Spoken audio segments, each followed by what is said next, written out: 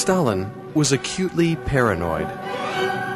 Everywhere and in everything he saw enemies, double dealers, and spies. He often wore a bulletproof vest and rode in a bulletproof car. Car routes and railway stations were cleared whenever he traveled. But Stalin saved his most paranoid suspicions for those closest to him. Sergei Kirov, the leader of the Leningrad Soviet, was devoted to the Communist Party. But over time, he began to voice grave concerns about Stalin's brutality. On 1st December 1934, Kirov was shot and killed under Stalin's orders. This event marked the start of a period known as the Great Terror, where Stalin purged the country of any opponents.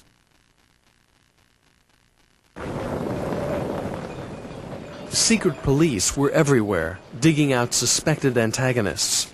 Those arrested were tortured, executed, or exiled to Siberia. The Great Terror peaked from 1936 to 1938. A series of show trials were held for prominent enemies of the state suspected of opposing Stalin. The first of these was the trial of the 16 in 1936 and accused his old allies Zinoviev and Kamenev. The public prosecutor was Andrei Vyshensky. Evidence was fabricated, and victims were tortured to gain false confessions. One group were even accused of plotting with Trotsky in a hotel that records show had been closed for years.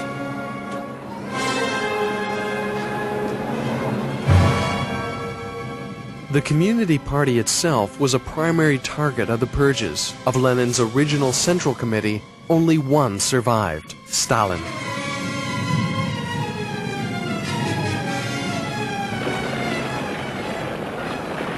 The Red Army was also torn apart. 77 of its 88 senior commanders were executed, and half the entire officer corps, along with their wives and children, were shot or imprisoned. This created a staggering void in the military's top command, leaving Russia highly vulnerable.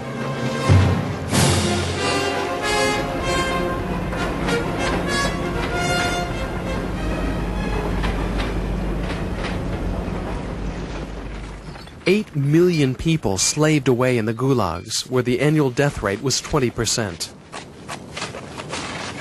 Life here was appalling.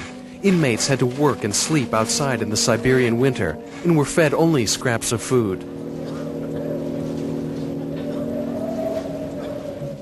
At the end of the workday, there were corpses left on the worksite. One of them was hunched over beneath a wheelbarrow.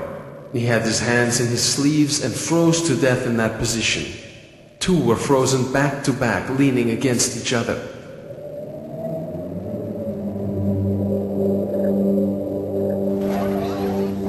Ordinary citizens were encouraged to denounce each other, and by 1938, 1 person in every 20 had been arrested. Stalin even had the law altered to allow the execution of children as young as 12.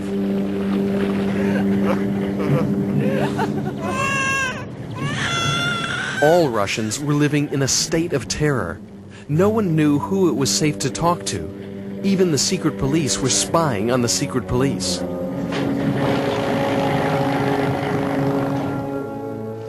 Eventually, after executing hundreds of thousands of Russians, most of Stalin's opponents were dead or imprisoned.